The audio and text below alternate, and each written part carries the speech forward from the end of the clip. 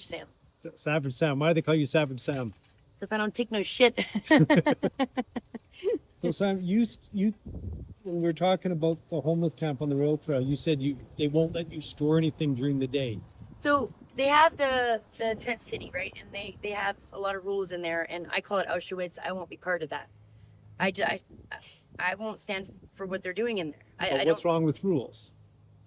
Well, nothing wrong with rules, but their particular rules are designed to, in my opinion, to keep us just sick enough to where we'll never get out of homelessness, we'll never get better, but we'll look good to the public that they're doing something, about it, so that the people in the high rises and people in the public think that they're, making it look nice and neat or whatever.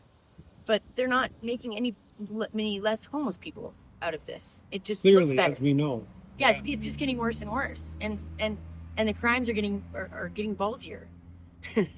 That's all it is, because they're starting to say "fuck you," because people are being so shameful, And I people have cried in my arms that I didn't think they ever cried. there are people who I thought were jerks, and they cried in my arms about how their feelings are hurt. And I was like, whoa, I didn't even know you had feelings. So I know that. The shame that's been, and the hate, and I don't know what to do about it. Like I feel like I want to do something about it, because. And so, speaking of wanting to do something about it, you told me how you get. I forgot where I was. What you said. I'm sorry. Go ahead. You said how you get kicked out of a shelter if you're Yeah. 1 minute late. So tell that story. So they have the loss of service, and they have all these the rules that they have. For Gospel Mission, you would think that they are not a forgiving Christian organization. They are just like a punishing, organization. And if you're 1 minute late twice, the third time you get a 7-day loss of service. And so you go to overflow or on the streets or wherever you go, and then you try to get back in until there's a bed available, over and over again until there's a bed available. So this is the cycle that I am in. And you get dropped from your worker whenever you leave a shelter.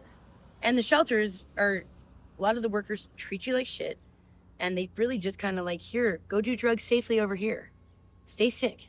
We don't want you to get better. We want job security. That's how I feel, at least. And there's so many that come to work just to make themselves feel better about themselves by putting us down. And I stick up for them, so I get kicked out. Oftentimes.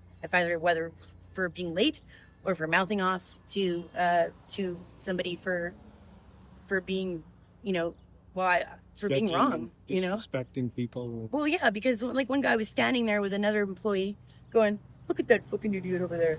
Yeah, he looked retarded. Of course he did.